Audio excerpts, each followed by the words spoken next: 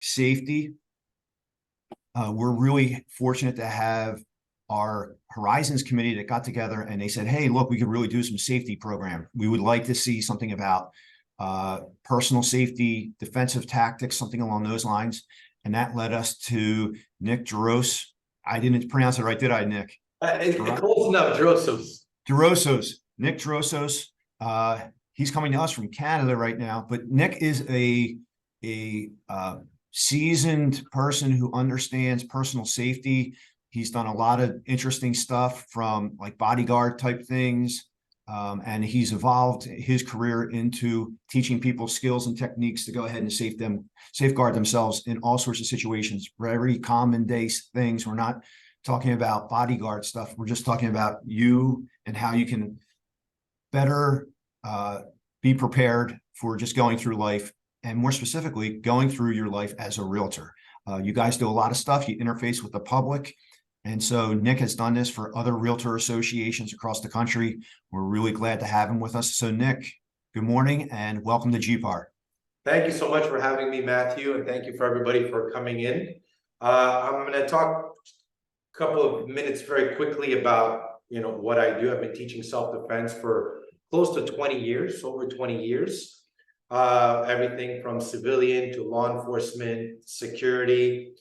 And what led me to start this realtor course was actually I have a lot of clients who are realtors and females who were put in a position. One was put in a position where she was frightened for her life, almost was attacked, was put in a situation where she actually feared for her life at that moment and had no clue what to do.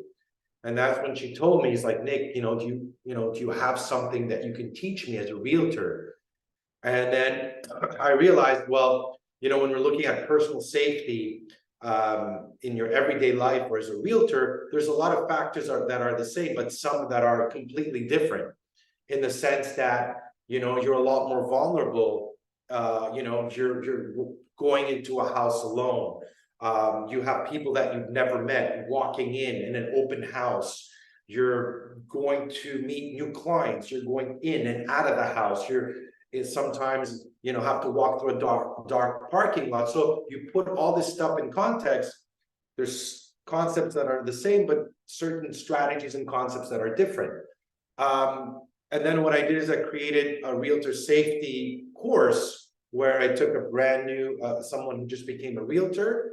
And what we did was we created all these online courses and I put her through real scenarios and what she might face as a realtor from, the moment she's, getting out of the car to walk into the house, when she's alone, when she's doing an open house, when she's leaving the house, when she's showing a house inside, how to position herself, how to evade and escape, use improvised weapons. So I broke down all those factors just through actually doing that course and putting it together. So the first thing I want to talk about, and the most important thing, and it's often neglected in self-defense, is situational awareness. So we talk about situational awareness, but very few people teach it, have drills for it, or actually go in depth about what does it mean to be aware. It's not enough to just say, be aware of your surroundings, right? So what does that mean? So, and why is this so important? As a realtor, the moment you're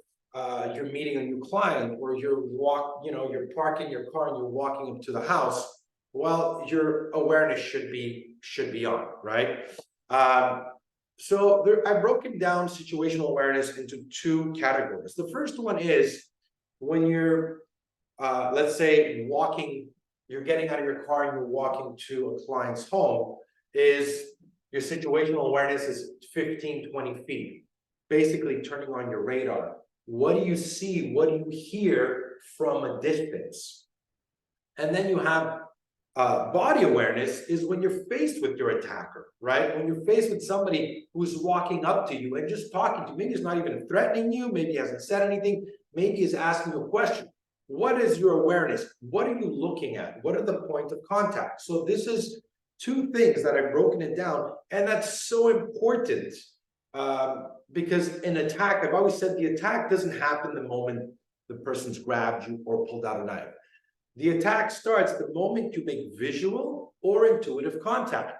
That means it's the first time I either feel something or I saw something, right? So prior to the attack, and I'm going to break this down and then we're going to tie it all together. Prior to the attack, the person has to see you. He has to choose that you're the person I've decided to attack. He's got to break his distance and get 3 to 5 feet to attack you, right? Then he's got to either open a conversation, bring his intention to action through body language, and then do his attack. So you have 4 or 5 steps prior to the attack. So what you want to do is be able to intercept it the moment I think I'm being followed, or I see something, I feel something. At that moment, you need to start acting on it. Okay? So when we're looking at situational awareness from a distance, the one thing we need to break down is to understand when you turn on your radar from green to yellow to red. So right now, I'm in code green. I'm in my gym. I'm in a safe space. I know that nobody's going to attack me. I'm in a good, safe place. When I walk out of my house, and let's say I'm walking to my car, I'm in code yellow. That means I might have one earpiece on, I might be on my phone, but I'm always kind of aware of where everything is. I'm aware of my surroundings. I'm aware of who's walking around me, but I'm vigilant, but not hyper vigilant. And then you have code red. Code red is you're walking out of an open house, and you're walking to your car, and you're alone, and it's dark or maybe even daylight, and you're in code red. That means your earphones are off, your phone is in your pocket, or if it's in your hand, it's there. You're avoiding being distracted by anything. You're in code red. You see anything, you hear something, you turn around, you look at it, you acknowledge it, you locate it, you name it. What does that do? When you understand those three categories, you know when to heighten that awareness and be able to bring it up or down based on your environment. That is essential. Okay. Then we have body awareness. So you have, right, I scan my area, and then I might hear somebody who's starting to get in close. Maybe he's opening conversation. Maybe he's asking me a question about, hey, that house that you're selling, or when's the next open house? He's getting close. Maybe he hasn't threatened you. He hasn't said anything. Maybe maybe he made you feel uncomfortable. Maybe he didn't. But I still want to be aware. So the first thing I want to do is locate when I'm talking to somebody. I want to be looking at the point of contact. So Costa, come over here. So if I'm faced with someone who's opening a conversation, a potential attacker, or maybe just my intuition kicked in and said, this person he's not making me feel comfortable. I'm in code red. I'm walking out of the house. It's 9 o'clock at night. It's in the dark. He decides to ask me questions about the house. At that moment, I'm going to start being aware. So what are the point of contacts? The first thing I always say when I'm looking at the attacker or someone who's opening conversation, first thing I'm looking at his hands. Does he have a weapon? Because this right away is going to determine how much space I need to manage my space. It changes my strategy immediately. I need to look, can I see his hands? Does he have a weapon? So you want to look at the point of contacts. You're looking at his feet. What is the distance he's taking from you? You're looking at his hands. Does he have a weapon? You're looking at his shoulder. Is he leaning forward? Is he coming in close? Is he stepping back? So you need to locate all those points of contact because you want to be ready to decide whether I attack, whether I run, whether I pick up an improvised weapon if I have something in my hand. So you need to be aware of everything that you see prior to anything as soon as the person comes close to you. Okay, so grab a knife, Costa. And I'm putting this, I'm not going to get into knife defense, but it's important for what I want to do is it's important for you to be able to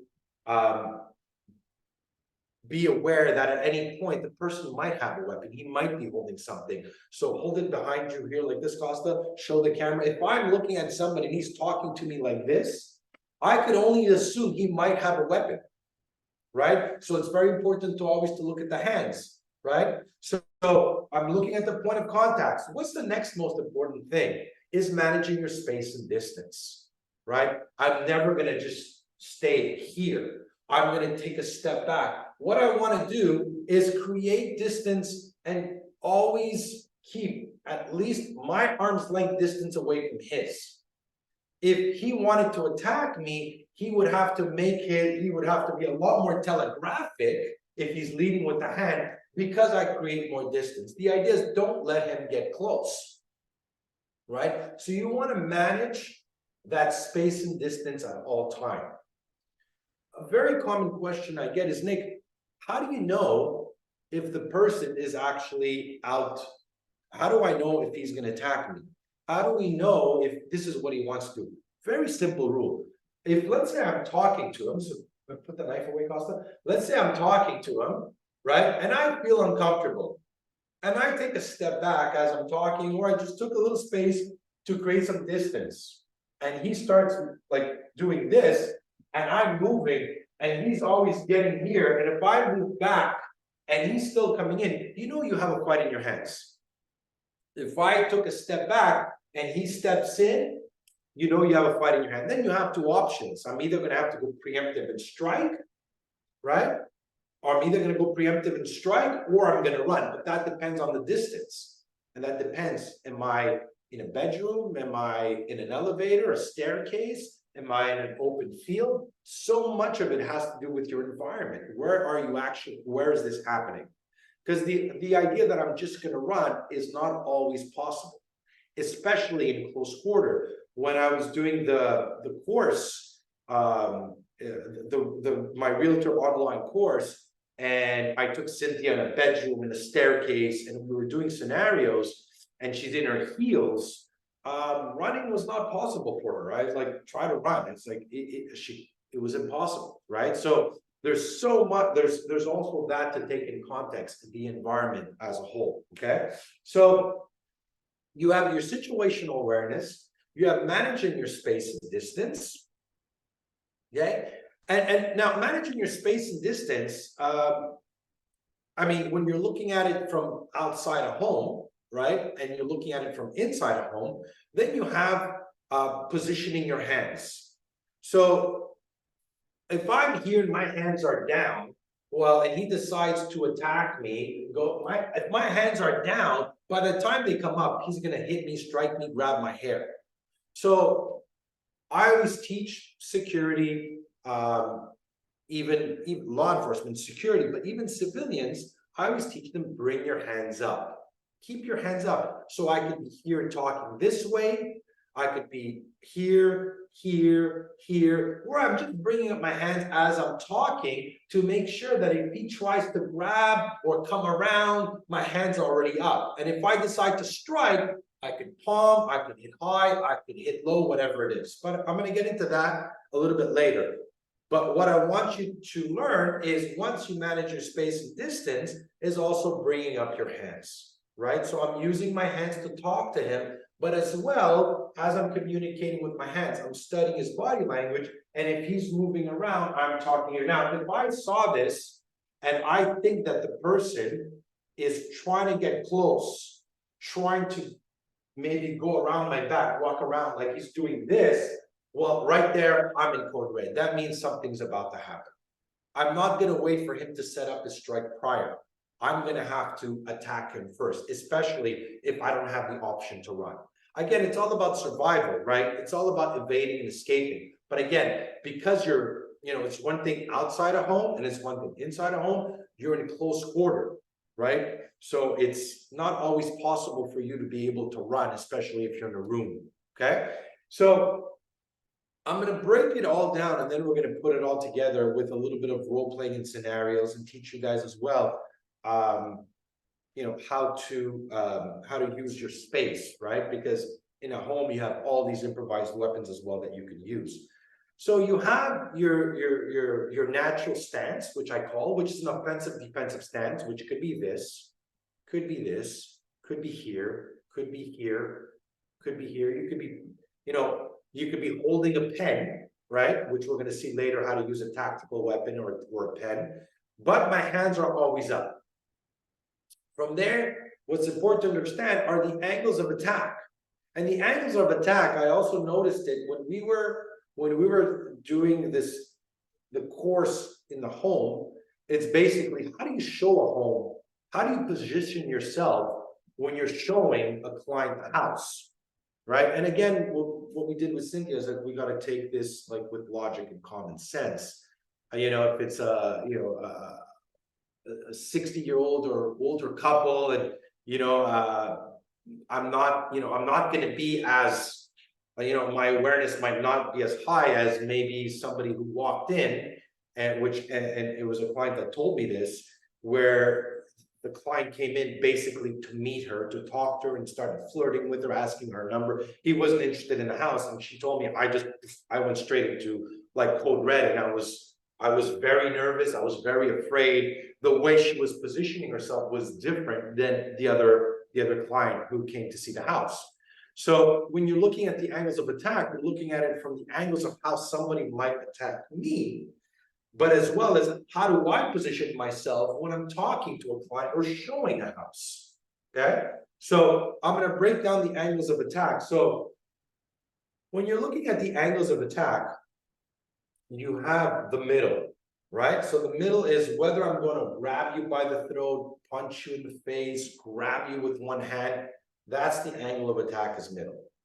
You have the angle of attack, which is around, whether I'm going to sucker punch you, grab the back of your hair, grab the back of your head, angles of attack of around.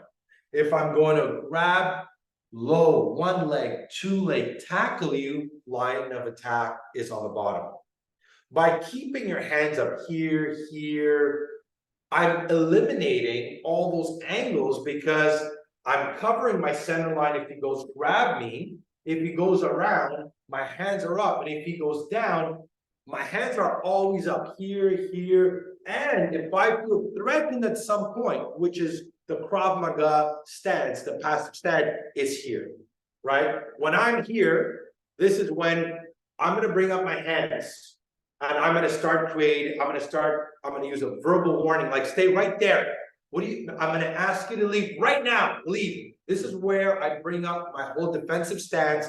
In a passive stance, I'm creating space and distance. I don't want him to get close. I'm setting the boundaries. You don't cross this line. I'm keeping him back. I'm asking him to leave, right? This is when it's pretty much a full-fledged, you know that there is an attack coming. You manage to use your space and distance. You picked up. You're not going to go any further than this. So this is the passive stance. This is used when, all right, the fight is on. So these stance, if let's say the customer is talking to me and he's getting a little bit close, I might be here, and at one point I'll be like, right, stay right there. I'm going to ask you to leave right now. Where I'm going to bring up my hands, and I'm also going to start using my environment and my space, improvised weapons.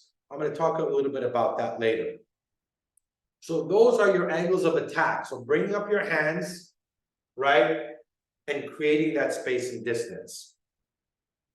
From there, it's also, when we're looking at the angles of attack, is what's important is for me to always be in a position where I'm not, I can't be easily hit. Meaning, if I'm here, I'm talking to him, I mean, he moves here and I'm still here, he could easily grab me from the back of the neck, he could punch me behind the head. So what happens is, if he's moving around, I'm always here. So more casual, like you're looking, like you're talking, I'm here, right? I'm not, move slower, Costa, I'm like here. So let's say he's talking to me and he's telling me, hey, that's a really nice house, where's the bedroom, or can you show me? And he's moving around. This would make me extremely nervous, especially if he's trying to get close and he's moving around. I'm always going to keep my eye on him and not give him any space or distance or any angle of attack. Now that goes for me too. That means if I'm showing a bedroom, if I'm going into the house and the bedroom is here, I'm not going to walk in first and give him my back. The idea is you never give your back.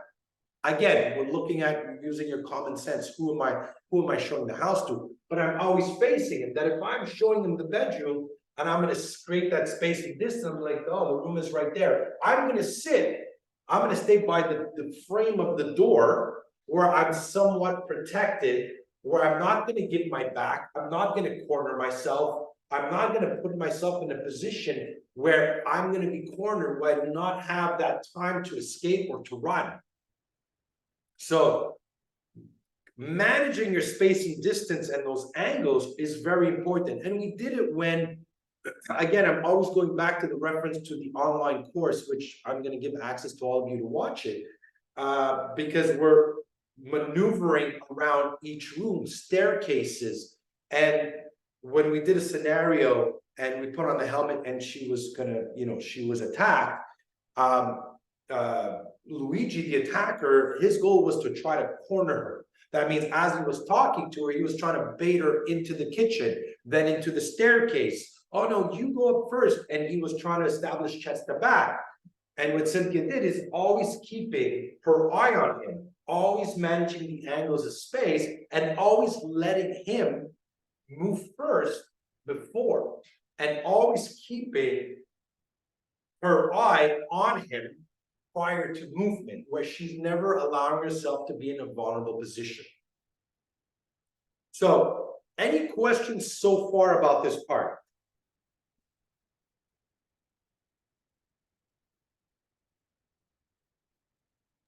Hey, Nick, Yes. Matt here. One thing just to chime in with, so Nick was just making reference to all of you will have access to additional material that will help to support what we're doing here today. So this isn't just like this webinar alone. Nick has a whole bunch of other stuff that ties in with what we're working on here today. And some of this stuff, our hope and goal here is you grab some nuggets through this presentation, go back, maybe watch it again, and then reach back into the additional materials that he has, and that collectively can help you out with being in a better position when you're doing your work out there in the field. So just want to throw that in there. Thanks, Nick. Good. Is there any questions about this whole about the awareness, about the angles of attack, about showing a home?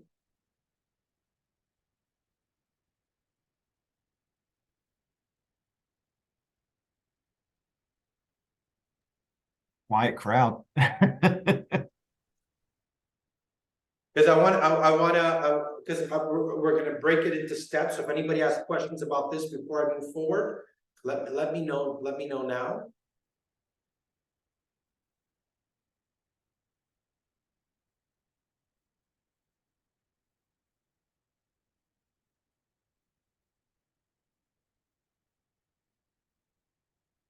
Let's see a question.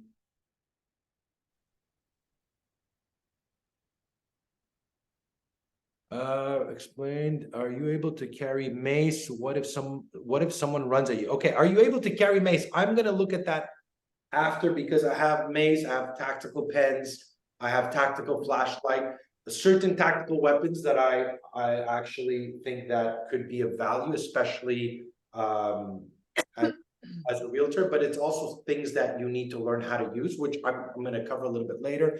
What if someone runs at you?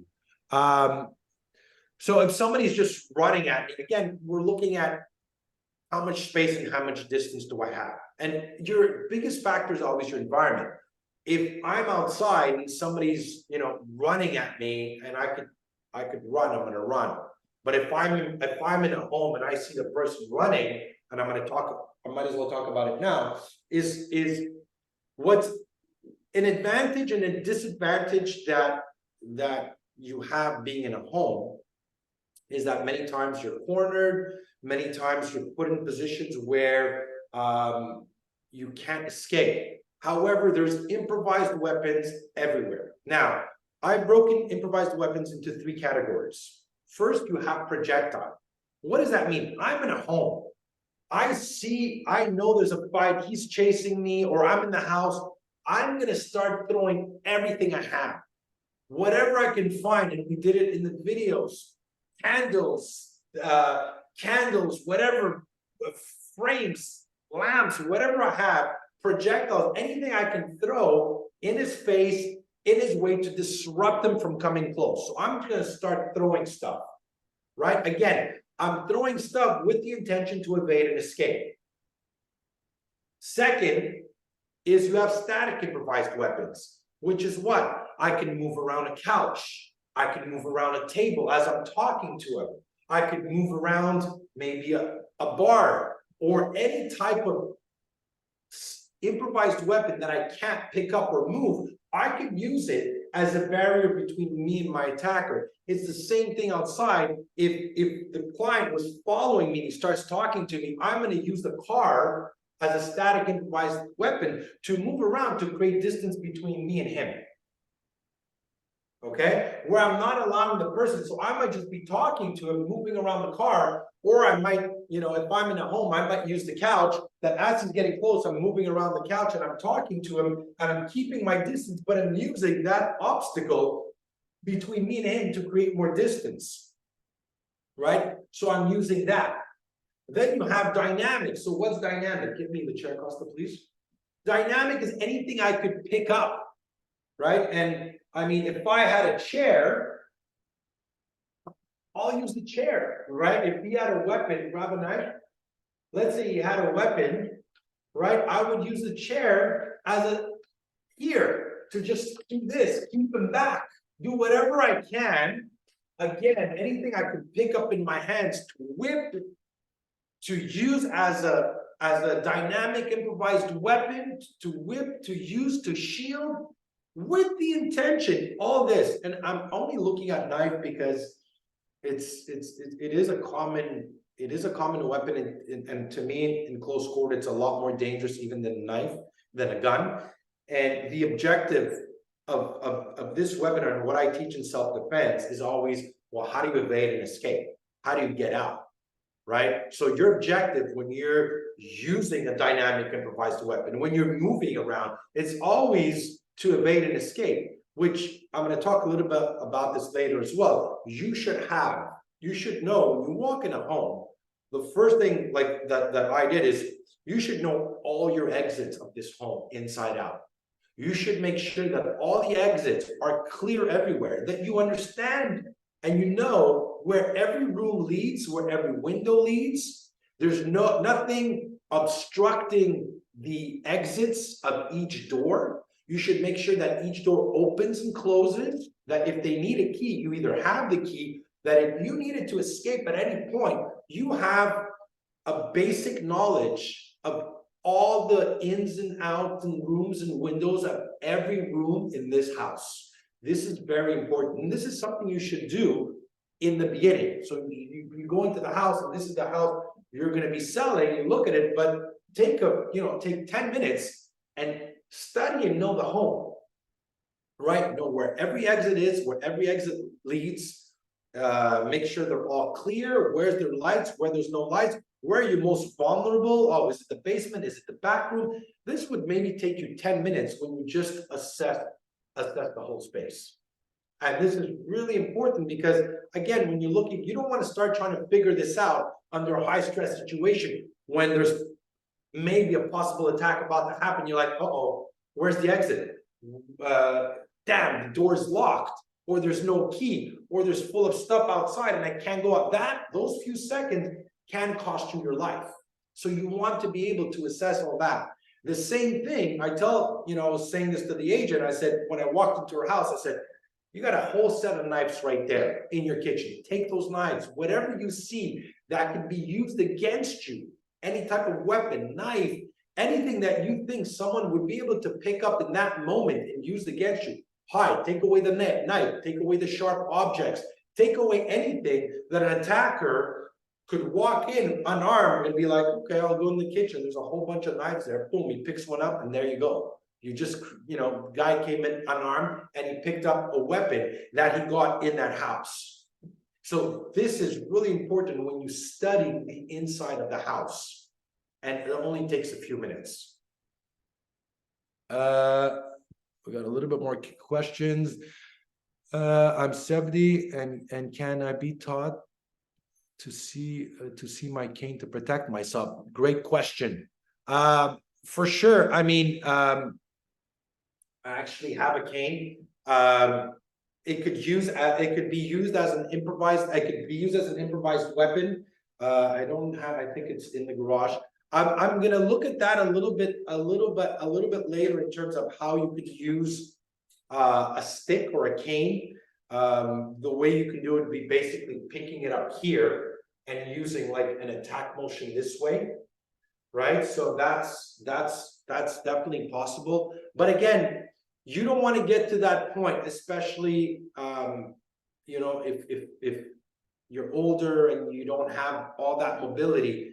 You want to try to really focus on the awareness on all of that first. Obviously, if you don't have a choice, your next thing is start picking up weapons with the objective of evading and escaping, right? So if you, I'm just going to go through it. If I had more or less, I'm going to use this as a cane, I would use it this way, where I'm kind of striking to keep the person back. So that's just, again, when we're looking at improvised weapons, looking at weapons, they're all over the place. Okay. The next thing I want to break down is just teach you guys some basic striking fundamentals, right? So again, as much as we're talking about evade, escape, being aware, I bring up my hands, I've managed my spacing distance, he's getting close, I don't have any improvised weapons, you know, I'm kind of stuck. What do we do next? Well, what are some of the basic striking fundamentals that you want to use? Now, it's about keeping it simple. It's about keeping it gross motor skills. The more technique, the higher it is, the higher chance of everything crashing, right? It's got to be done that it's easy to apply, quick, doesn't require too much thought process, too much technique, too much complex movements, or all that's just going to go down, right? So you have a palm strike, and what's really good about the palm strike is that you're launching it from here, right? From a natural position. So when I'm palm striking, I'm hitting with this part here, come here, Costa, and I'm striking here, and I'm going underneath the jaw or into the face, which means I can palm here or here. So this is a palm strike, and what's really good, I'm launching it from here, that I'm talking to the person, he's getting close, and at one point, if I don't have a choice, boom, I'm just going to palm strike it right through the head, okay? Hitting with this part. Then you have a hammer fist, which is this, where I'm striking with this part over here into the face. So you have palms, and then you have hammer fists. In close quarter range, next you have elbows. This is more like, elbows are one of my favorite strikes, especially for women. The difference between men and women in terms of self-defense is the method of attack. When an attacker is going to attack a woman, generally it's going to be a lot more closer. He's going to try to get close. He's going to grab hair, grab you. So let's say you grab me here. This is where my elbows come in. So this is where I'm going to elbow. And then you have knees. Now, if you're in your skirt, you're in your heels, knees might not, they're great strikes, but it could also lead you to going onto the ground, falling down. You might not even have the mobility or the balance on your heels to throw a knee, right? But the objective is, if I'm in close, and let's say for whatever reason I could, boom, this is when I'm gonna throw a knee. So you have a simple principle I teach: aim big and hit big. That means if I'll show you guys on the bob dummy, right? If I'm striking the bob dummy, I'm using my palms. I'm using the palms to strike. If I'm using the hammer fist, I'm striking here. Aim big and hit big. Keep it simple, right? So I'm going to use the hammer fist to just strike. I could do this with my eyes closed, right? The idea is you should be able to do this with your eyes closed, where you don't have thought process, where you're not actually thinking, oh, what technique, one strike. You see the head, just smash it as quickly as possible. So palm, hammer fist, then you have elbows. I can elbow to the head, into the neck, it doesn't matter. Same thing with the knees. I'm grabbing and I'm kneeing. I can knee into the groin, I can knee into the stomach. Okay, these are your big strikes. But what do you really want to do? Again, you're looking at it, and I teach this. Doesn't matter what level of training they have, how much experience. You want to strike vital targets. What do you have? You have the eyes, you have the throat, you have the groin, right? These are sensitive areas. And I always give this example. I was wrestling with my son a couple of months ago. As we're wrestling, he finger jabs me with his pinky into the eye, and I was like, and I couldn't see because and you know, he's 14 years old and he sticks his finger in my eye, and suddenly I can't see, and I'm still wrestling with them.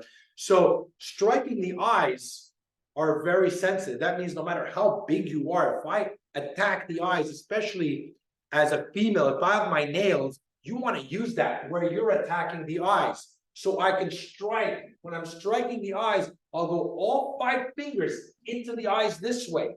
Here, here, here. If he grabs me and I'm close, this is when I'm going to stick my thumbs in his eyes. Thumbs in the eyes. I'm going to neck crank. I'm going to rip into the face. Right? So I can strike it this way. I can go in close quarter, and I can also use it to neck crank. Then you have the throat. Again, if you can't see, right, I'm doing as much damage as I can into the eyes. It's harder for him. So if I strike him here and he can't see, the objective for me is to disconnect and run. Then I have the throat, right? So I can strike the throat here, this way. I can elbow it. I can strike it with my forearm. I can strike it this way. I'm striking into the throat. Again, take out his wind. If he can't breathe, he can't fight, right? And then you have the groin, very sensitive area to hit. I can palm it, I can punch it, I can grab it, I can twist it, I can rip it. These are 3 areas you want to strike. Not only that, it sends a strong message to your attacker that I'm going all in on this. And when you decide to strike, you got to commit at 100%. You can't go in with 50%. When you decide, okay, I'm going all the way with this, you have to attack and not pull back. Because there will be you will escalate it by me attacking him. The next thing you want to do is you want to scream. You want to create as much noise. You want to be as loud as you can. Use your voice. It's a weapon when you're like, I'm going to kill you. And you start switching that predator-prey where you're attacking him. That no matter how big he is or how scared or vulnerable you might feel at that very moment, you got to tap into something and you got to go all out on this guy. You got to go all out and attack and not stop. Okay? So let me see if we have any questions, because I see we're starting to get a couple of questions. What's suggests showing multiple houses and no time access the house? What's the best way to position yourself? What's the suggestion when showing multiple houses and no time to assess the house? What's the best way to position yourself? What I would say, what's the suggestion when showing multiple houses and no time to assess the house? I would probably say, I would probably walk in really quick and assess just quickly the outside, walk in, look at the exits as quickly as possible. Or in that case, if I know this is happening, I'm really going to be more vigilant quickly of the space, more or less controlling the angles of whoever's coming in, where I'm never put in a position where I'm not going to find out where this is leading. I'm going to always, again, when we were doing this and we're kind of pressure training and testing it, it was always staying outside of the room, always an angle. The most we would go is by the door frame, right? Where if I'm showing the house, I'm always leading the person, meaning if he's here, I'm stepping back. I'm going towards the wall because I know that there's less chance of anybody coming behind me, where I'm just kind of showing and positioning the house and never going into that position.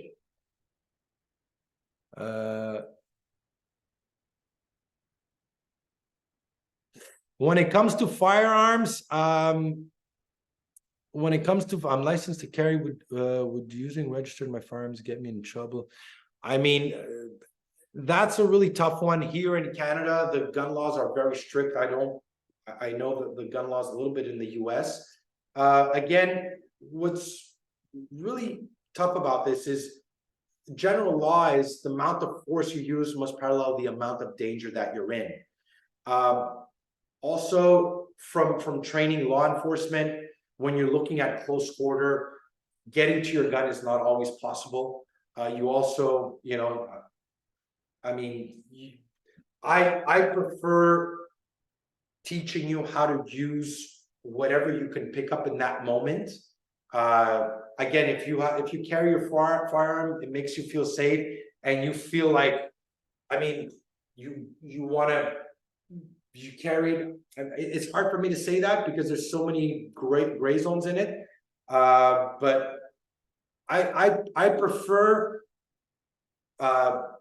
teaching the agents how to use their space or distance using tactical weapons and going to the firearm, because once you use it, there is going to be a lot more legal justifications on, like, why did you use it, what happened. Whereas using improvised weapons is always easier to explain, and even tactical weapons to a certain point. So ex-army, one of the best defensive weapons is a simple ballpoint pen. The purpose probably very experienced, and you have 30 seconds to get to their eyes with the pen, with carry dozens when we fly.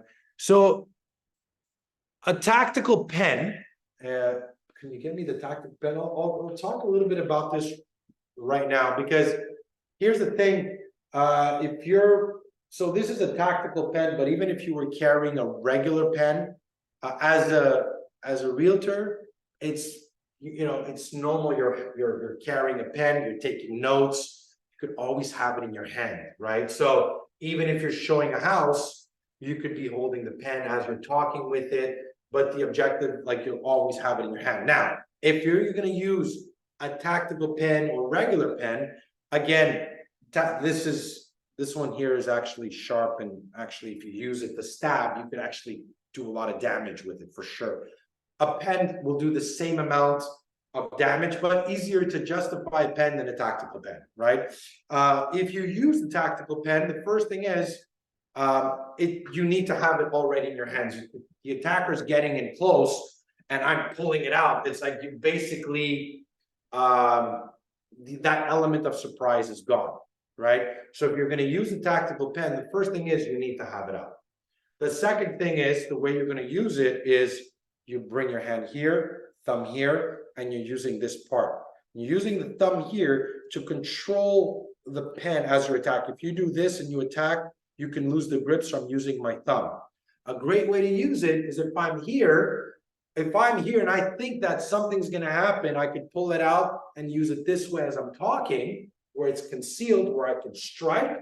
Or if I'm here and I'm doing this and I'm talking, I'll bring it here and I'm going to hammer fist, where I can hammer. I'm going to use it as a hammer fist motion to strike into the face, into the eyes, into the throat. And as I strike, I'm just going non-stop with both hands. So it's no different than a hammer fist. The only difference is I'm using the tactical pen to strike. Something like this, you don't need to get to technical. I'm just striking into the face as quickly as possible, right? So if I'm here and I'm just striking, anything I hit here, even if I hit his head, you feel this? Anything I hit with this, I'm doing damage. But again, it doesn't require so much technique, because all you're doing is this. And even if I'm just screaming, right, and I'm attacking, I'm striking into the face, and I'm just basically, the idea, what you want to do when you use these strikes, the most important thing is your mindset, right? The mindset of, I'm gonna do whatever it takes to go home tonight to my family. That's it.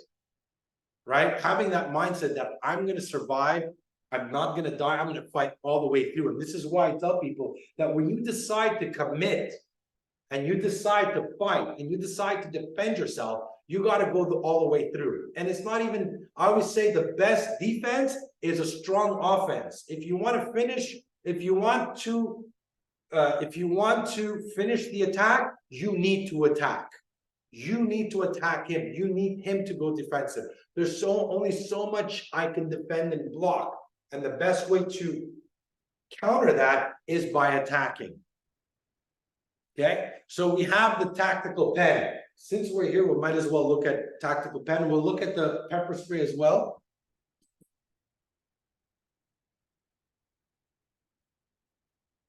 So you have over here, this is the Sabre pepper spray. Now, again, the pepper spray is the same kind of concept, right? If you're showing a home and this is in your purse and your purse is downstairs in the kitchen, it's useless, right? So if you're going to carry anything like this, you got to have something with you, whether it's a tactical pen, we're going to look at a tactical flashlight, or a pepper spray. You need to have it on you, right, wherever you are, and be ready to be used. And also, you know, if the attacker is this close, it's not, if you think you're going to do this, and by the time he's already attacked you. So you also need a good, you know, 6, 8, 10 feet prior of you pulling this out. So again, it comes down to awareness. I need to have created that space and distance. Maybe I'm moving around a static improvised weapon where I'm creating an obstacle between me and him, and now I'm getting the chance to pull it out. As you can see, you're going to see as we're moving forward, everything I'm teaching kind of fits in together. It's like a puzzle, right? It's not always one strategy. It's a combination of different strategies, right? So your awareness kicks in. I'm managing my space and distance. He's moving close. I told him, hey, stay right there. Don't move any closer. Like, I'm going to ask you to leave. As I'm getting closer, I'm moving around the couch. I'm moving around maybe a bar, a kitchen table. Boom, now I pull out my pepper spray. It all fits in together. Now, when you're using the pepper spray, first thing, obviously, you got to click it right over here. So this has to be done. You have to like almost rehearse and practice this to a point that you can do it with your eyes closed, right? So you got to pull it out. You got to aim. Cost is moving now. You got to aim, right? And the idea is you go from ear to ear, right? Now, even if I spray him, right? As I spray, at any point, he still might charge, right? Because you don't know his, you know, he might be under the influence. He might be on drugs. He might be on alcohol. He might still be like, he might close his eyes and still attack. So I always say, even if once I spray, I'm still going to move. If I spray and I see him, I'm going to move out of the way. And again, I'm still managing space and distance, and I'm going to still use everything I can, whether I'm going to start throwing stuff, improvised weapons, I'm going to spray, and I'm going to get out. I'm going to get out of the way. And the reason why we did that is when we did, again, that course, she was actually put in a position where she was between a table and a wall, and even though she pulled out the pepper spray, he was still close enough to charge her, right? The same thing is too, if I pull it out and for whatever reason he's too close, it's off the way, and he's too close and I spray and he grabs me, I can't get emotionally attached to this weapon. It's over now. You got to go into your strikes, where I'm gonna use the blade of my forearm, I'm gonna elbow, I'm gonna hammer fist, I'm gonna strike. It's a fight from there on. So all these weapons, whether you're looking at a pepper spray, tactical pen, we also have a tactical flashlight right over there. You also have a tactical, no, that's the baton. You also have a tactical flashlight, which I also like.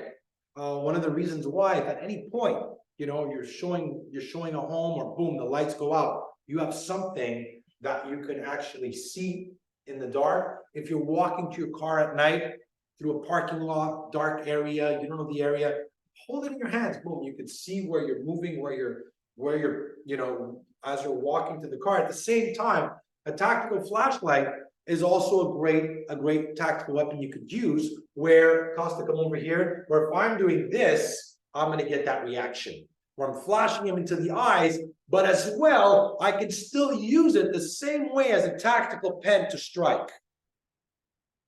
The most important thing about all these tactical weapons is don't get emotionally attached to them. Don't just depend on them. They're added tools. They're not your only means and should not be the means of self-defense only. This is not all I'm going to count on. Because if you're in close quarter range, if he grabs you, if you don't have it on you, you should still know how to defend yourself with any of this. And that's one of the reasons why I focus as well so much on improvised weapons, because an improvised weapon could be your purse, could be a jacket, could be anything that you're holding, anything that you could move around with. Okay, let me see if we have any questions. Was robbed twice at gunpoint. Both times I threw my money on the ground and yelled, running away the potential robber. Any other suggestions? So let me answer one thing. I like the taser question, and I'll tell you, was robbed twice at gunpoint. Both times I threw my money on the ground and yelled, fire, running away with the potential robber. Any other suggestions? So Costa, grab the gun. So look, when you're looking at, again, in anything that we're going to look at, whether knife, gun, I always say, is what I'm about to do or defend myself, fight for, worth my life? Even with all the knife defense I've covered, and it's one of the things, I'm going to LA, we're just doing a knife defense course with law enforcement as well. And no matter how many times I've done this, when we're looking at a knife, especially sharp object, you know, anything could happen. You could get cut, and chances are you will. When you're looking at a gun defense, if the gun is here, before I do anything physical, like disarm the gun and do anything, I'm going to see how can I talk my way out of it before I go physical. If he wants my money, it's like, shit, no problem. How do you want to do this? Okay, no problem. Here, I'll give you my money. Here, I'm going to, as I give him the money, I'm always going to be aware, where's the weapon? But I'm also using my money. I'm also using this as I'm giving him to create the distance. I'm also giving it to him, and I'm moving at the same time. So as I'm giving him something, I'm also creating distance. At the full time, I'm always aware that at any point he might still attack. Again, once you do this, you run. Unless he grabs me and he tells me, get in the car. Let's say he's like this, get in the car. Now you have a problem. Now you're like, okay, am I willing to risk to go to that secondary location? The moment you get in the car, you diminish your chances of survival. He drives off, you just dropped another 20. He takes you to that location, boom, now you're like 20% chance of survival. There's no guarantees. It's all about heightening. What are your highest chances of survival? And at what stage are you willing to do something? Right? So if he grabs me and he's telling me get in the car and my hands are up, I'm not getting in the car. You better believe I'm going to make my move here and chance it versus me getting in the car. So I'm like, okay, no problem. I'll follow you. Oh, this is when maybe come over here. Maybe this is when I'm going to make my move. If he's here and I'm like, okay, please, and I'll make my move here and then I'll start striking. Because I'd rather take my chances here than get in the car. So at the end, you have to make that decision. Again, I can't tell you always or never. So much of it depends on the situation. But if you got away with giving your money and finding a way, lower his guard, no problem. Give him the money, create the space, create the difference, and you're out, job done. Again, if he was telling you to get in the car, I'd be telling you a whole different thing. I'd be telling you, okay, now you got to start setting up. Use verbal to lower his guard, raise his ego. Find a distraction. Find a moment in time where he might look around, open the door, at some moment to trap that weapon, and then just fight. Now, we got a question on the taser. Now, the reason why I'm not crazy about the taser, and we looked at it, is because the taser requires close quarters. Unlike unlike, like, let's say the pepper spray, which is distance, the taser requires me to be in close quarter and to like tase him at a certain, like, you're in close quarter. The objective for me, guys, what I want to teach you is don't let the attacker get close, right? Unlike a pen is also less evident, right? Because you're holding it as you're writing. Once you pull out the taser, you know there's a fight in your hands. And if I'm here and I'm holding a taser, that also means that I'm gonna have to get into close quarter to tase him. Unless I can tase him from far, that's a different story. I prefer weapons that are creating distance because my objective is to run. If I get in close quarter, and I try to tase him, and for whatever reason, I don't knock him out with a taser or it doesn't do enough damage, I'm in close quarter and I have a fight. So I prefer, again, tactical flashlight distance, pepper spray distance, tactical pen that you can conceal and use in that moment versus me trying to get to a taser, get in close quarter, and then try to start tasing him as I'm fighting him.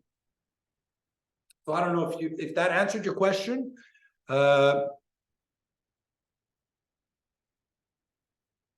Pocket recommendation though, I'll keep your car keys for in your pocket, not a ring of your keys. Keep your car keys fob in your pocket.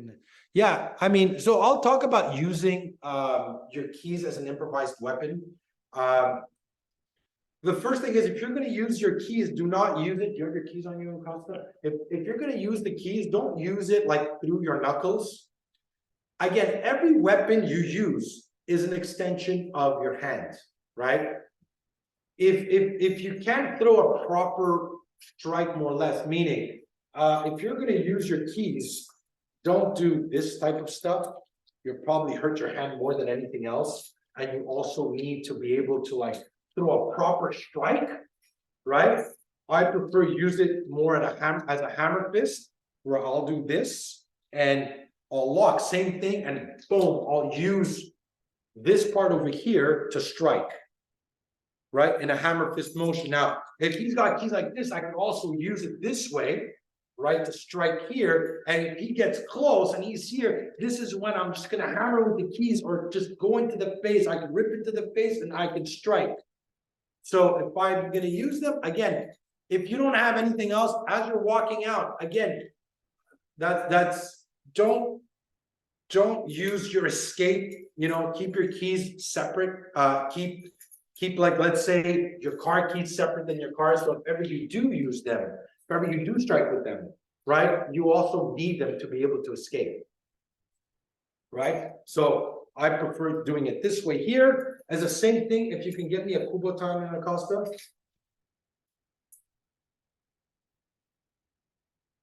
And this is, they sell these as well as a Kubotan, which is like a keychain as well. It's the same principle where you can whip with it and you can strike with it. Again, the dynamics of a Kubotan, a tactical pen, a tactical flashlight are always the same, right? You're using it in a hammer fist motion. You're using your arm to keep the person back. If I'm here and I'm striking, I'm doing this. And if he grabs me and he's in close, this is when I could also use it as a pressure point to rip and tear. These are pretty much the tactical weapons, but again, I prefer the tactical weapons that are with space.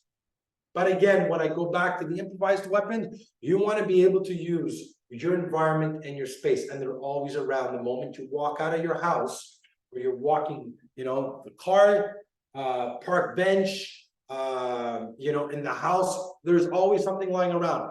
Develop that instinct to be able to locate them anywhere you're at, because they're always accessible, instead of you going, oh, where is it? Is it here? Do I have it on me? Is it in my purse? Is it in my car?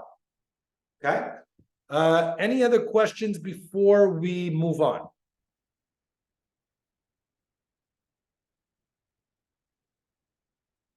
Any other questions, guys? Next, I want to go into some common attacks. Okay. I'm gonna let you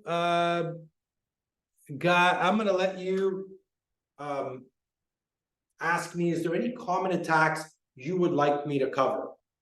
The first one I'm going to start is basically if the person is kind of in your face and he's getting close and he's moving around and he's talking to me and my hands are up here. I'm going to use my hands. I'm not going to push. I'm going to use my hands to create distance. My other hand is up and I'm talking to him. At any point, I decide to strike, I'm going to go preemptive. Simple principle. Closest weapon to closest target. Economy of motion, non-telegraphic movement, which is a very basic principle. If my hand is here, right? What's my closest weapon to closest target? I can strike with this into the throat, or I can strike with the palm. But what's closer? The hand. Boom, finger jab, right into the eyes. I'll strike into the eyes. Go into the eyes. I can strike into the throat. I can also go with this hand underneath the jawline. So closest weapon to closest target. The person is close. Bring your hands up. First strike. Hit it fast and hit it hard. Right? So if I'm here and my hands are up, I'm going to strike into the palm, into the jaw, underneath the jawline, into the throat, and into the eyes. Whatever you see, you hit first, you hit hard. Now, if the person grabs me with two hands, maybe he's doing this. The first thing I'm going to do is I'm going to bring up my hands, right? I'm going to bring up my hands and I'm going to create a stake over here. Now, I might be like, it depends on what's happening. I might be like, okay, please don't hurt me. I'll give you whatever you want. I have money. Get him talking. Get him talking. Get him thinking. Get him forgetting about what he's going to do next.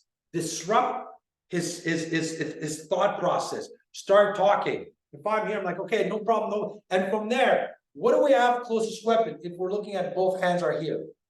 I got, boom, fingers into the eyes. Both thumbs. I'm going to jab into the eyes. I could strike the eyes. I could double palm strike coming up, right? I could strike the throat, right? If he had me pinned on the wall, so let's say we go to the dummy and I'm here, extend your arms. Let's say I couldn't reach his face. I can trap and I could go for a knee on the bottom, right? So if you notice, I'm striking the eyes, I'm striking the throat, I'm striking the groin. I want to create damage. Your first strike should be the one that's going to create the most damage. And once I strike, then I attack. I don't strike and move back unless, as long as he has contact, if I go here and I go boom, and he's still grabbing and I'm still striking, he's still fighting, he's still doing this. Now I know he's still fighting. The moment he lets go, let go both hands, and I feel like I'm here and I can push up and run, I'm out. But that means I know exactly where my exits are. I know they're clear. I know I can go. Now, when we did the realtor scenario and Luigi was wearing the helmet, she was wearing her heels. She couldn't run. So at some point, she just, as she was talking, she took off her heels and put them on the side, right? Because that's what she needed to do, right? Which kind of led me, and I said, you know what, Cynthia, maybe you shouldn't wear your high heels. Maybe you shouldn't wear shoes that are still somewhat comfortable, right? That look professional, but that you could move around with. Right? Or have your heels, and if you feel like at some point you want to change them, you could. But you need to be able to have that mobility to run, because if I just strike and push him back and I'm trying to run and he chases me, I'm resetting the attack again. Right? So as long as the person grabs me, I have to be fighting back. So that's when we're looking at a two-arm lapel. Right?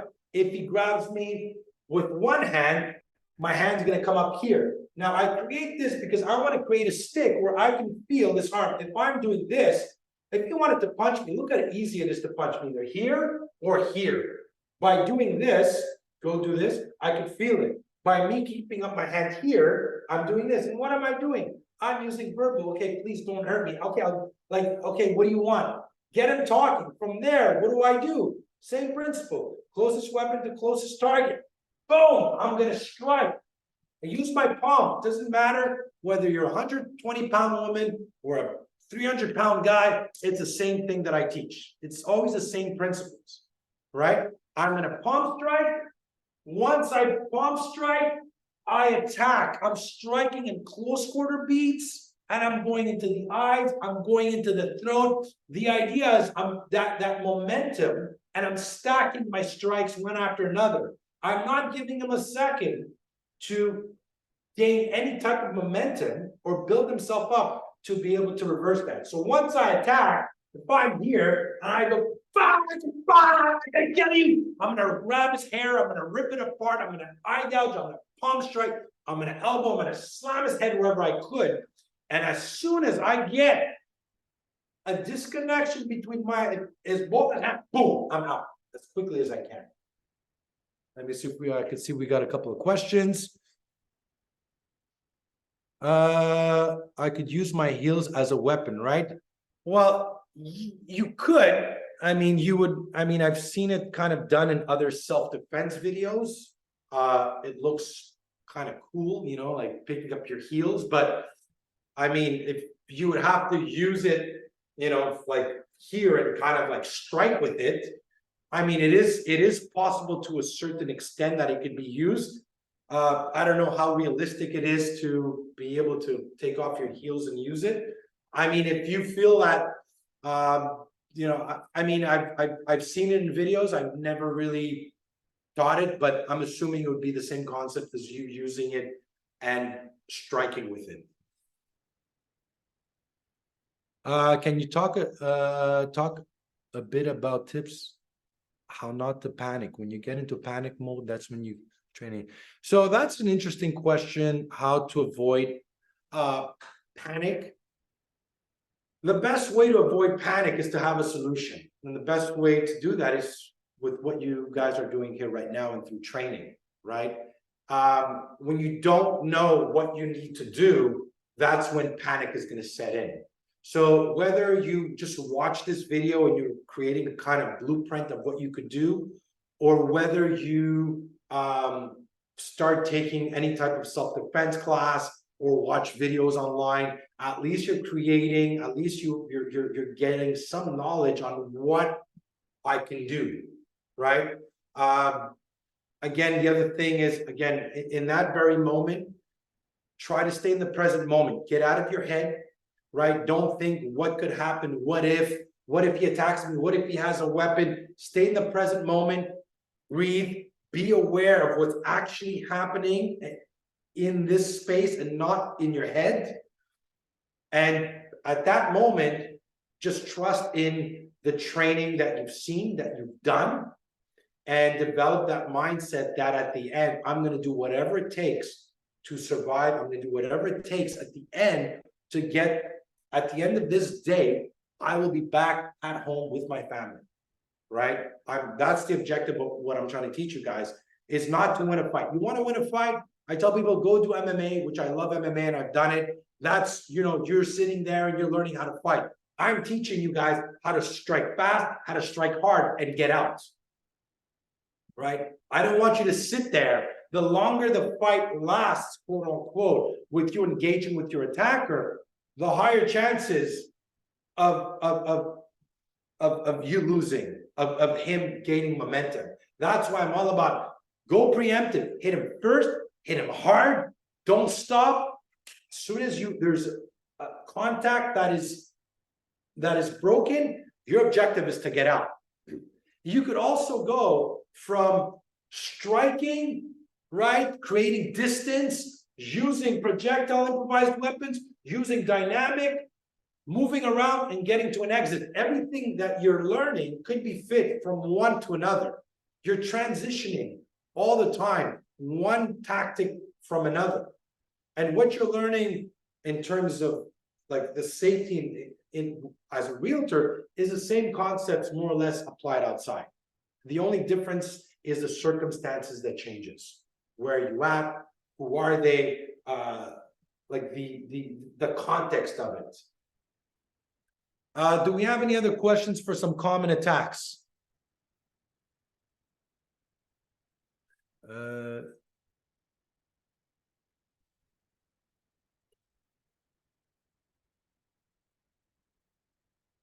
So we looked at the one arm lapel, we looked at the two arm lapel. Let's look at if for the women, if somebody grabs you, let's say grabs you from the hair, right? And he's pulling you back. If I'm doing this. Now, obviously, we're going to look at awareness. I mean, if I think, if I'm, let's say, walking out of the house, move back a little bit, Costa, and I hear footsteps coming close, the first thing I'm going to do, I'm going to bring up my hands, turn around, face him, right? Especially if you're in code red, nobody should be walking chest to back. Turn around, glance. If you want to know if you're being followed, because this is a question I'm getting often, so let's say you're walking down the street and somebody's walking behind you. Quick turn, cross the street. You know that if you cross the street and he's crossing the street, you have a fight in your hands, right? It's because you're trying to, if I'm trying to create distance and he's trying to close distance, well, that could be an indicator that maybe, this person is trying to get close. So the attack doesn't happen the moment he grabs me. The attack is the moment I start crossing the street or I start moving, let's say around the car, or finding a way to let him pass, yet he's following me. Now you know you have a fight in your hands. So at that very moment, you got to start acting, whether I pick up a tactical weapon. That would be the moment where I'm like, okay, let me go into my pocket very discreetly and pull something out. Not when the person's already in front of you or when the person's attacked you. So rule of thumb, chest to back, right? I always say, never let your attack complete any movements. So if he was going to choke me like a choke, my hands would come up, right? So once the choke is put on, it's very hard to defend. We're going to look at it. But the idea is, anytime you feel, let's say he's going for a bear hug, boom, my hands are going to come up. Never let him complete the move. If he's going for a choke, boom, my hands are going to come back down. Now, so that's the first thing. Never let him complete the move. Second thing, anytime you're face chest to back, you need to face your attacker. Meaning, grab me here, Costa. If I'm here and he's choking, I can't move forward and I can't attack him backwards, right? I always need to face my attacker, which means if I'm here, I need to turn my body. No matter how much he tries to stop me, he can't stop me from doing this. All I need to do is this to release here and then boom, strike. So as I turn, I'm striking. Same thing if he grabbed me, let's say grab me by the shirt, almost by the hair, and he's pulling, I'm gonna turn with my body, and as I turn, boom, my hands, as I turn, I attack. Right? Same thing. Again, now if he was here and he was going to choke like a rear naked choke, my hands are here.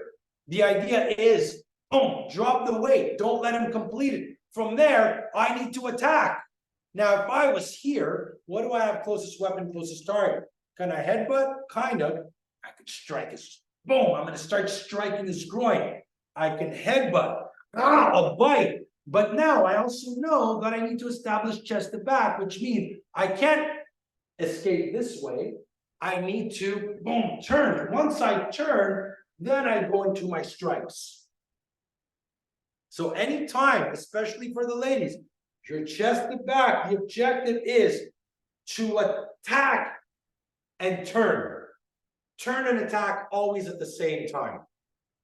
Same thing if he was going for, come behind me, if he was going for a bear hug, boom, I'm going to drop my weight because I don't want him to pick me up and slam me down. If he's here and he did grab me, I'm going to drop my weight so he can't pick me up. From there, closest weapon to closest target. Boom, vital target. I'm going to strike the groin. I'm going to start hammering. I'll bite his hands. As soon as I open up, the objective again is to strike and turn and face him.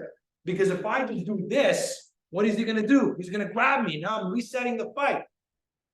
So as much as our instinct is to get away, what we want to do is face and attack as quickly as possible. Right? So that is the rule of thumb.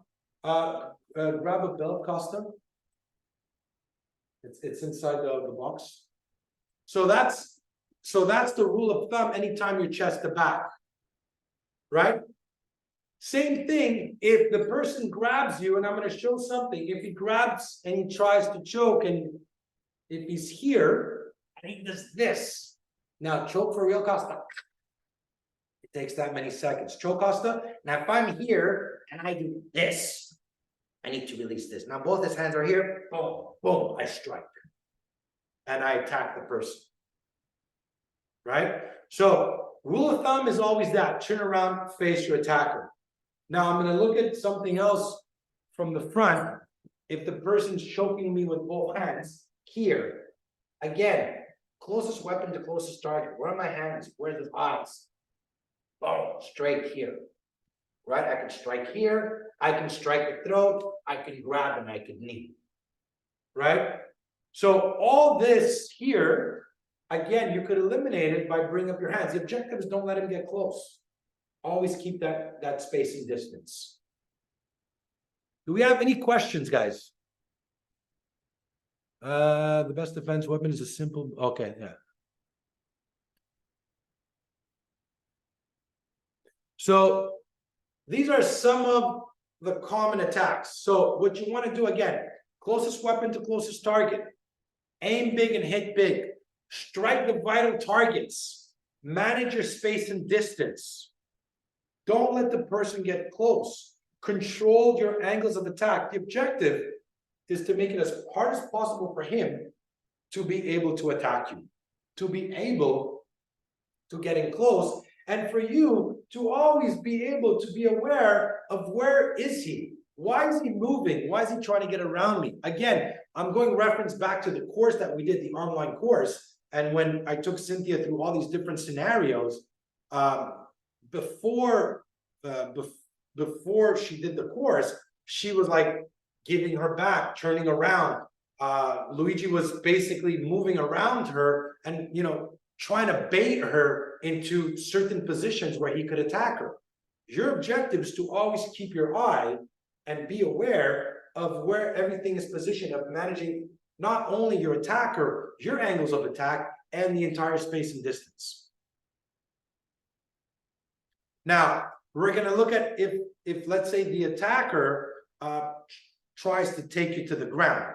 So if I'm here, right, and I'm, again, I might be here, I might be here, I might be here, but let's take it from the point where I've told him, hey, stay right there, and he decides to attack. I'm going to use the blade of my forearms, and I'm going to lower my center of gravity so he can't get close. Now, let's say for whatever reason, he's stronger than me. He grabs, boom, come here, grab the eyes, grab the head.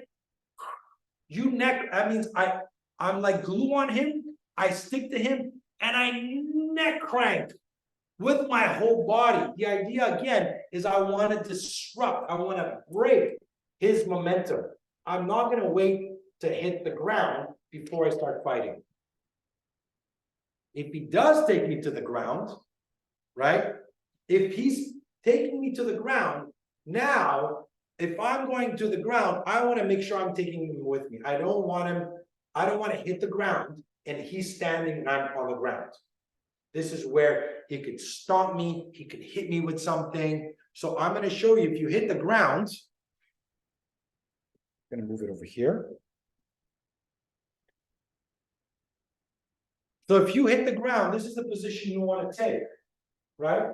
Foot here, I'm here. My hand is here. This is where I'm using my legs to kick him back. Here, I'm using here, I can be here and here to make sure I'm always kicking into the knees. I'm kicking back. I'm not allowing him to get close. If he grabs my foot, pick up, boom, kick here. If he's dragging me, I'm using here, I'm kicking the face, I'm kicking the knee. If he grabs both here and he's trying to drag me back, I'm going to grab here, boom, and I'm going to push him down. I'm going to keep this because I don't want him to just drag me. By me keeping here, it becomes heavier for him now. Already, you start moving back, he knows he's going to go down to the ground because we've done this. That if I do this and I just push, I'm going to throw him down. You want to make sure that if you hit the ground, you don't let him get on top of you. Right? So I'm using, again, I'm lowering my center of gravity. I'm kicking here, I'm kicking there, I'm kicking here, right? I'm keeping this as a small package, I'm kicking it to the knees. If he moves this way, I'm gonna come here. Boom. Boom. And if he does get close and he's here, this is when I'm gonna just drop my weight, start using my other leg. But technically, if I'm kicking here the knee and I'm not going hard, I'm busting his knee. I'm doing a lot of damage. I'm making it as hard as possible for him to be able to get in close. So I want to keep that distance as much as possible. Any questions?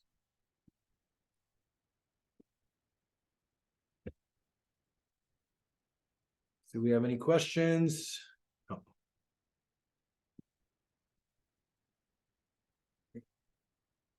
So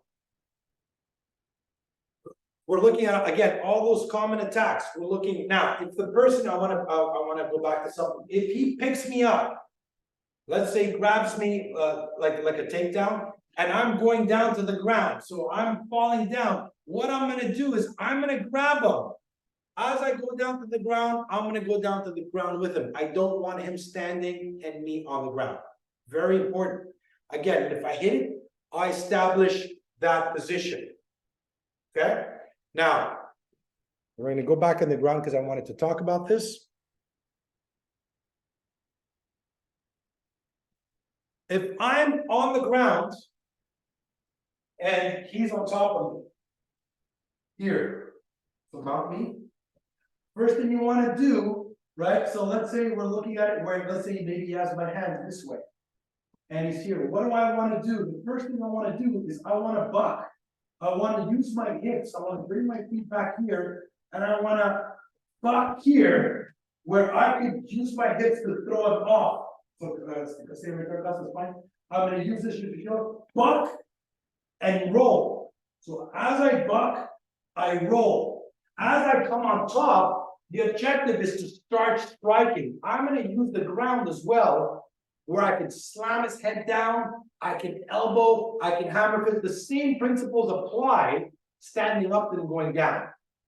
The only difference is you have the floor, right? The floor, which could be used as a static improvised weapon, where you can actually strike the person as well. You could also use it to trap if you're looking at a weapon where I could place my knee on him, right? So you do have, the thing is, as well on the ground, I want to talk, my objective is not to stay here. I want to get up as quickly as possible. I don't want to sit there and try to put him in some kind of jiu-jitsu move and choke him. Too much energy. The objective is to strike and get up as quickly as possible. Right? Now, I want to buck, I want to roll, and I want to get up as quickly as possible.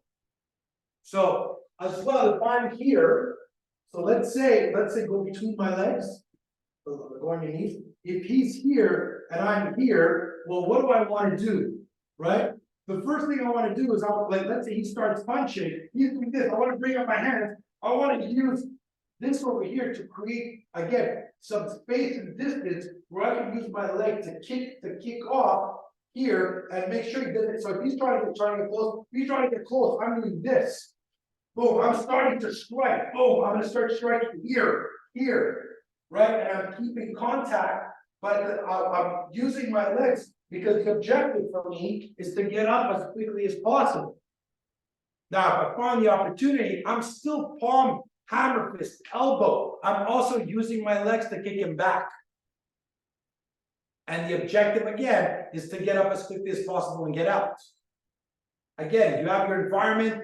Are you're on the floor, you see something you can use and just smash him over the head, go for it. There's always something around. Again, when I go back to those improvised weapons, anything that you could find in your hand that you can hit him with, smack him with, throw it in his face. Again, that objective, again, is to get out. Is there any questions?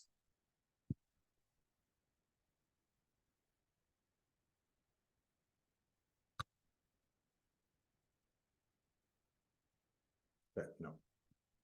So we have that in terms of the ground, everything to do, buck, roll, use your legs, get up, strike, and And that's so that's what we're gonna, that's everything for common attacks. Is there any other questions, guys, that you want us to talk about? Matthew, is there anything else that you want me to cover? I'm surprised that we don't have more questions coming in from the group. Maybe if we could go back, Nick, if you don't have any subject areas already like that you need to hit on, if we just go back and maybe just do a review of the situational awareness, like maybe do like a quick rundown to reemphasize that, because as you were saying, all these things are part of different strategies, and then the strategies all blend in together. So what we could do, and I'm gonna show you guys a couple of drills, right? Some drills that you could do at home. Because a lot of what I teach is drill based, right? So you could watch it, you could learn it, you could understand it, but you need to train it. So I have a couple of drills, because just like we talk about awareness, in order to develop it, you need to train it. So I put together a drill that's designed to teach you how to train your awareness and be able to understand how to use it basically in a blink of an eye. So I'm going to use Costa. So this is a great drill that you could do with your partner, you know, or a friend that you could do from home, okay? So what I'm going to do is I'm going to close my eyes, and Costa is going to position himself in a certain way, okay? Tell me when. Okay, so I just opened my eyes and closed my eyes for a second. So I can see he's got a hand in his back, which I could assume he has a knife or any type of weapon. His lead empty hand is empty. He's waiting off to the side. He's about a 50-50 weight distribution. He's about 2 feet away. That's how fast you're supposed to be able to pick this up. Because this determines on, if I'm talking to him, how do I position myself? So if I'm here and I'm talking to him, right, and maybe I'm showing the house, and I see this, I'm like, I don't like this. This is way too close. This is, you know, it's the last, you know, I'm about to leave the open house at 9 p.m. He shows up at 8:55. He's a little bit sketchy. He's asking me questions that just, you know, I don't like where this is going. He's talking to me. How would I position myself? I would take a step back and just move this much distance. Now he moved in closer. Oh, now I know, okay, something's up. Why is he trying to get close? So at that moment, you got to start acting on that right away. Right? Don't wait until he grabs me with that hand, right? Pulls out that weapon. So by me just taking a step back or moving around, I could start gauging, where am I in this situation? What do I need to do? So that's one great drill. A second good drill is understanding how to angle yourself and position yourself. Meaning, so part 2 of the drill, and these are really important, because once you understand them, and again, I teach this to all levels, security, law enforcement, civilian, these principles are situational awareness training across the board, because the attack just doesn't happen when the person magically grabs you. There's 4 or 5 steps prior to the attack. If you train those, guess what? You become a really hard target. And you make it a lot harder for him to attack you. And you're forcing him to make a move. And you're prepared to make your next move. It could also be like, because of the training you're doing today, is as I'm talking to him, I kind of know, okay, my closest exit is there. I got an improvised weapon here. I got a static improvised weapon. I got my tactical pen in my hands. I got 4 or 5 options. Why? Because you just the training you did today, you know what to look for. If you don't train it, if you haven't seen it, if you haven't seen it, if you haven't done it, how is your brain going to think of any of these things? It's not. And this is when panic sets in. You're like, oh, what do I do? What's my solution? Holy shit, he might have a knife. Where's my exit? Oh man. Like, and that's when panic sets in, and the anxiety is going to start going in, and the whole system is going to start crashing, because you can't figure out, well, what's the best solution? What do I do to get myself out of this? But because of training, you kind of know option number 1, my tactical weapon. Option number 2, there's a static improvised weapon. I'm next to a table. There's a whole bunch of stuff I can throw, grab my tactical weapon, move around there and get out. So the more options you have, the more ideas you can play with on basically how to escape. A second great drill is positioning yourself where let's do it again, Costa. I'm gonna close my eyes, position yourself. Open my eyes, close my eyes. Okay, I can see both his hands. He doesn't have a weapon. Well, that just changed everything. At least I know I don't have a weapon to deal with. He's got his 2 feet parallel over here, 50-50 weight distribution. He's directly in an angle of attack right over here. So if I was here, where would I position myself? I would take a step back. Costa, if you were to attack me, what would you come with? Boom. Right? So now I'm kind of working on positioning myself, creating distance, and what could he attack me with? So understanding this also allows me to decide, well, at what point am I gonna make it hard for him, and at what point do I decide to go preemptive? Grab a pad, Costa, for me, a focus mitt. Another thing I kind of want to break down, we went through it, but I'm going to go through it a little bit more in detail, is how to strike from a natural position, right? So if I'm here and I'm doing this, again, we're using the element of surprise. If I'm here and I'm talking to him and my hands are up, and at any point I feel like, okay, this is getting too much, I'm going to palm strike from a natural position. I don't need to get here. I don't want to get here. I don't want to let him know I'm about to. One, if I start getting aggressive and like I want to fight, that's not the objective. We're using the element of surprise. I'm going to use it when I've got to the point where this has got too far. I'm already prepared for my strategy, right? I've already created an obstacle, distance, improvised weapons. I know where my escape is. I've set my verbal warning and ask him to leave. He starts moving in, there's a fight. But if I'm in a natural position and I'm here and I'm talking to him and I think that, okay, I let this person get way too close, he's already in my distance, and I need to strike him because I feel that my life is possibly in danger. Boom, I'm gonna strike and I'm gonna run. Again, depending on the distance and what he's doing. So striking from a natural position, right? Again, we're always doing the same. Palm strike, an elbow, a hammer fist, a knee, and as much as possible, you want to strike into those vital targets. In order for this to work, you need to have trained that situational, you need to have that awareness down packed. You can't afford, and this is what happens many times, and I've trained men and women who've been attacked, seriously attacked, and they all had a few things in common. One of them felt something. Their intuition, she's like, Nick, I felt something was up. But I was like, oh, am I being paranoid? Maybe it's just me. They felt something, but they didn't act on it. They didn't listen to their gut, their intuition. The second thing is all of them were not aware. All of them felt something, saw him, and didn't act on it. And when they either got attacked or the person got close, they panicked because they couldn't believe how fast it happened, and they didn't know. They were in shock and they were caught off guard that before the attack, when the attack happened, they couldn't even believe they were being attacked. Their awareness was completely down.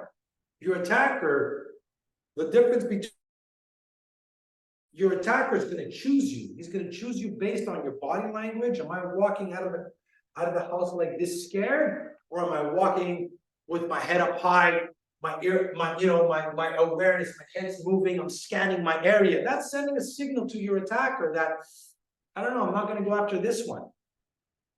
Right? So that is a huge factor. And then your level of awareness. If I'm here on my phone, I'm not aware, or I'm getting out of the house and I'm on my phone and I'm not looking around. And I know, let's say you had a potential client that made you feel, especially if you had a client that made you feel a little bit weird, maybe ask questions that he shouldn't have, maybe something was off. You need to be aware and remember that. I did 10 years of security, and I remember I was sometimes threatened. I had people made me feel a little uncomfortable. I knew that when I was leaving, out of the event or doing security or bodyguard, I was in code red. Nobody should even come 5 feet from me. If they did, I was already moving a step ahead. So during the day as well, you should kind of, be aware of who's coming in and out. Did something make you feel uncomfortable? And if you did feel that, just be like, you know what, that guy was asking me some weird questions. And I know, because again, I train a lot of agents, and I mean, here in Montreal, they put their posters up and the guys are going in to just get their phone numbers in Florida. And I've told them, you should be completely aware of that the moment you walk out, especially if you see him. There's no reason why he should be sitting in his car waiting for you. You see that? Call your husband, call your boyfriend, call somebody to come pick you up. Call somebody to come, say, look, there's a guy standing outside, he's in his car, he shouldn't be there, right? So even when you're walking out of the house, take a second, scan, look, where's your car? Know where your car is parked. Don't try to figure out, where's my car? Have your keys ready.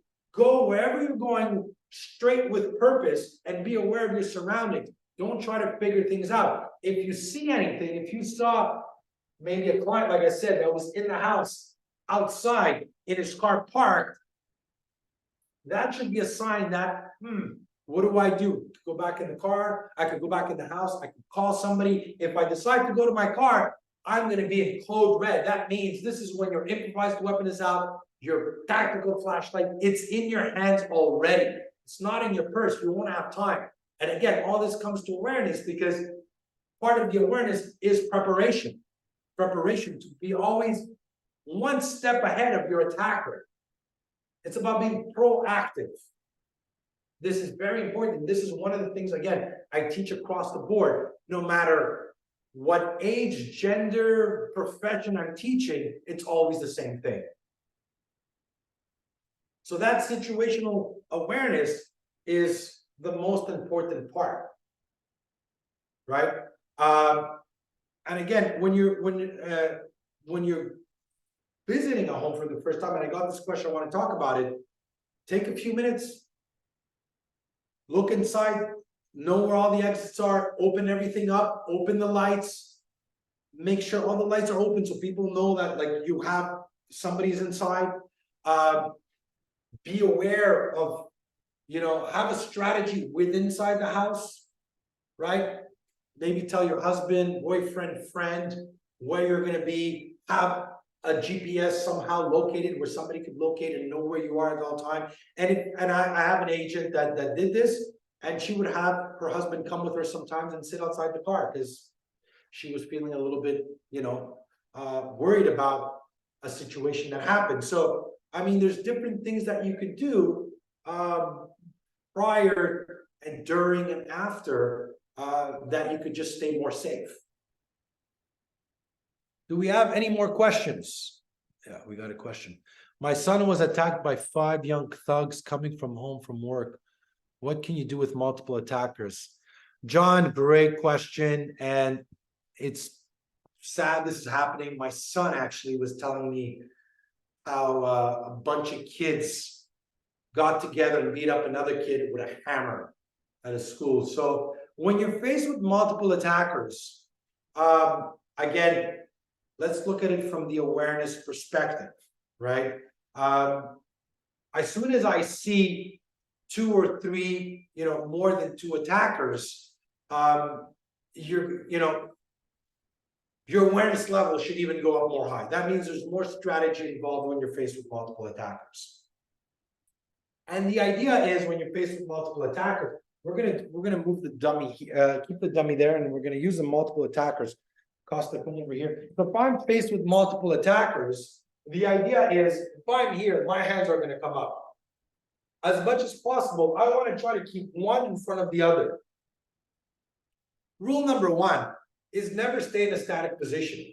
And that goes whether you're faced with multiple attackers or alone. I'm always moving. Why? Because if I'm moving and he's always moving and you try to get close, you have a fight in your hands. That's 1. 2, if I'm always in movement, it's hard for him to sucker punch me to attack me because every time I'm moving, he has to reset what he's going to do. When we're looking at, defense from a sucker punch, and I've done a lot of fight analysis, if I'm sitting still, right? So sit still, if he's sitting still and I'm doing this, right? Boom, I can sucker punch him. I know he's not moving. If he take a step back, also he does this. I want to sucker punch him. Well, guess what? I gotta move to suck. And if he moves again, now I gotta move again. Which means, again, it's harder to hit a moving target.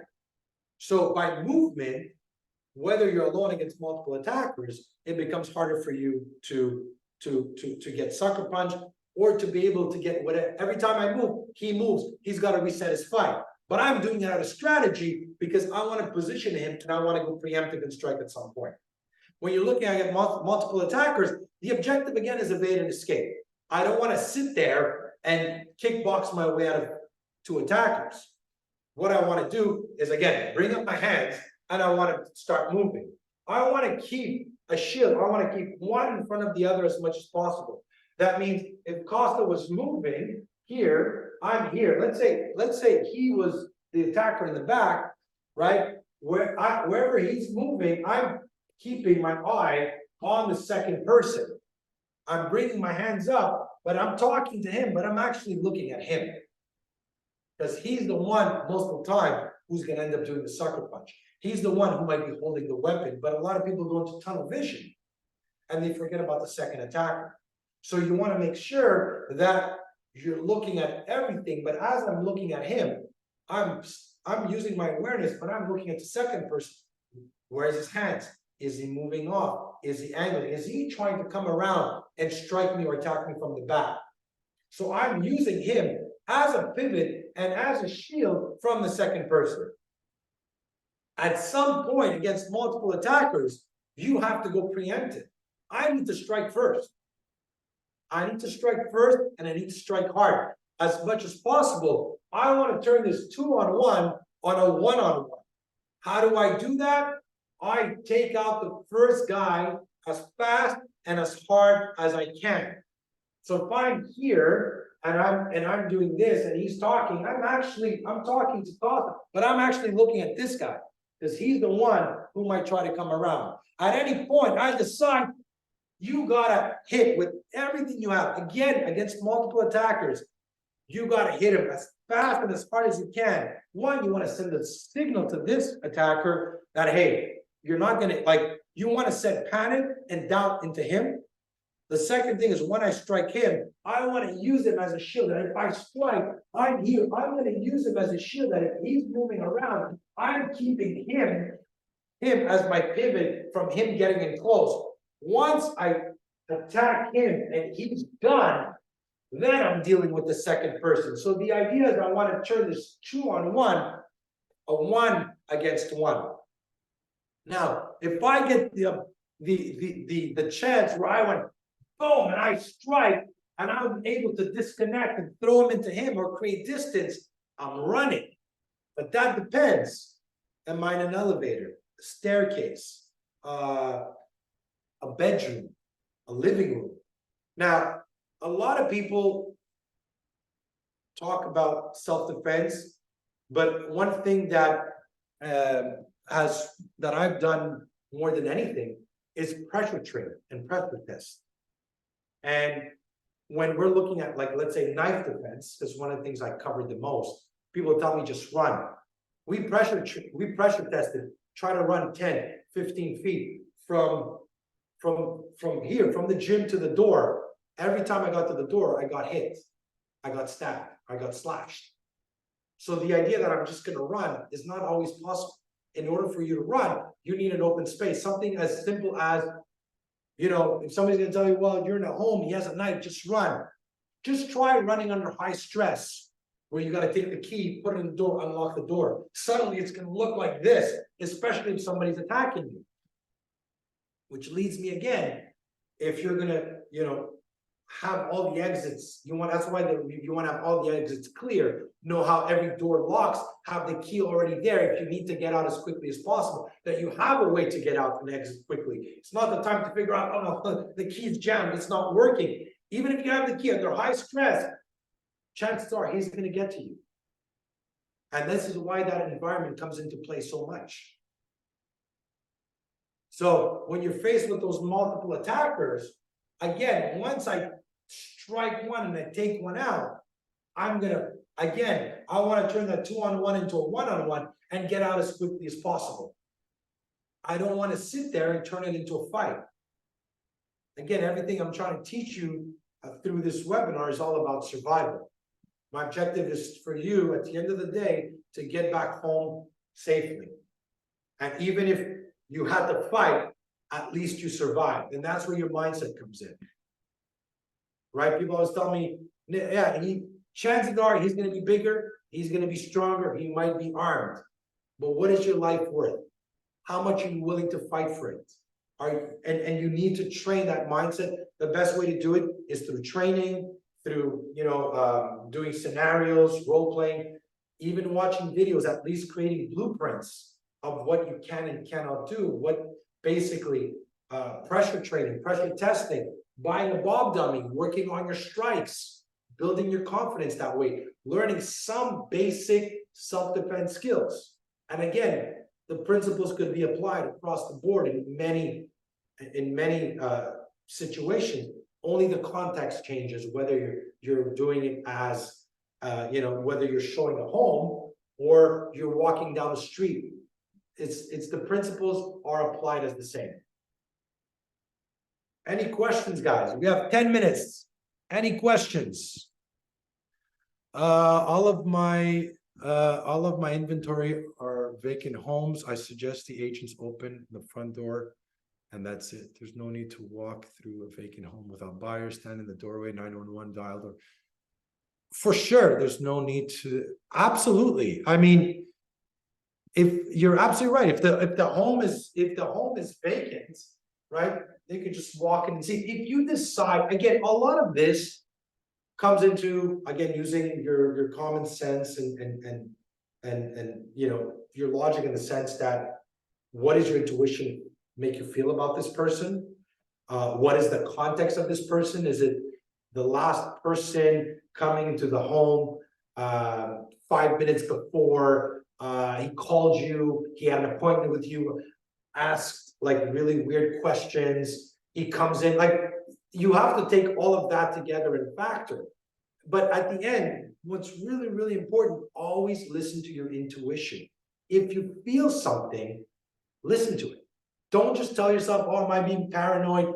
And this is one thing I did, right, when I trained the agents. So, like, I don't want to feel like I'm insulting the client. I don't want to be offended. Your safety comes first.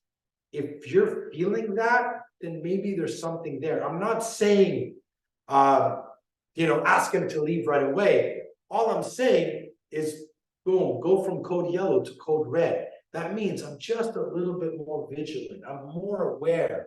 I'm studying his every movement as I'm talking to him. I'm moving around. I'm smiling. I'm communicating. I'm not showing anything that's letting him know that I'm actually just, I'm aware, but I'm doing it without him knowing that I'm doing it. I'm prepared without him knowing that I'm prepared. That if something were to happen, I'm not caught off guard. That's what it is. Right? So again, at the end, your safety comes first. Right? And I'm sure your association and the associations and the companies that I've trained with have told me, our agents come first. Their safety comes first. So if your intuition tells you something, if you don't feel comfortable, find another way to just, don't go into the house. Let him go in alone. Like, here it is. And if you do decide, just always be aware. I mean, where are you at? Where are you positioning? And know how to be one step ahead. We have some more questions. Always trust your gut. Absolutely. Do you offer certification safety? If so, what does it cost to offer longer, more detailed training? Absolutely. I have online private training courses. I have live events. I have instructor courses. I'm going to LA in 2 weeks for private training for a client as well. I'm doing 2 seminars, one for law enforcement and one for civilians and security.